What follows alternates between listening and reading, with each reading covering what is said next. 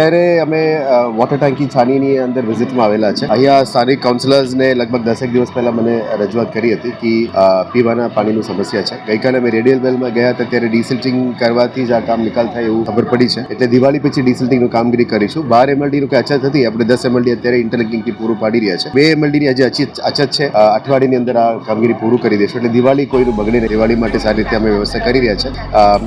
અને જે પણ ડિસ્ટ્રીબ્યુશન સિસ્ટમ્સમાં જે સુધારો કરવાનો છે, જૂની લાઈન ચેન્જ કરવાનું, ઘણા જગ્યામાં લોકો અલગ સિસ્ટમથી પ્રેશર મૂકીને પણ પાણી ખેંચતા હોય છે, એ બધું ધ્યાનમાં છે. પણ ધીરે અમે ડિસ્ટ્રીબ્યુશન નેટવર્કને સરખું કરવું પડશે અને જે પણ જગ્યામાં વોટર ટ્રીટમેન્ટ વધારવાનું છે અને વધારે પાણી ખેંચવાનું છે એના ઉપર પણ કામગીરી શરૂ કરીશું. દિવાળી સુધી અમે સાચવીએ છીએ. દિવાળી પછી કમ્પ્રેસ્ડ એર ક્લિનિંગ ડિસિલ્ટિંગ ત્યાં કરીશું આપણે ફ્રેન્ચ વેલમાં, જેનાથી આ બધું પ્રોબ્લેમ સોર્ટ આઉટ થઈ જાય. કારણ કે શટડાઉન લેવું પડે અને દિવાળી વખતે અમે શટડાઉન ના લઈ શકીએ.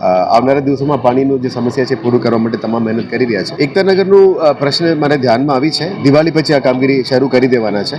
ટોટલી આમાં થોડું કન્ટેમિનેટેડ વોટરનો ઇશ્યુ હતો કારણ કે જૂના પાઇપ્સ છે ઘણા બધા, ઘરમાં પણ જૂના પાઇપ છે, એ બધું ચેન્જ કરવું પડશે. આપણે ડિસ્ટ્રીબ્યુશન નેટવર્ક છે ભલે ચેન્જ કરીએ પણ ઘરની અંદર પણ નેટવર્ક છે એ પણ ધીરે ચેન્જ કરવું પડશે. પણ દિવાળી પછી આ કામગીરી શરૂ કરી દેવાની છે. અત્યારે કામગીરી જે પ્રોસિજર છે, ફાઇલ પ્રોસિજર છે, એ બધું ચાલી રહ્યા છે.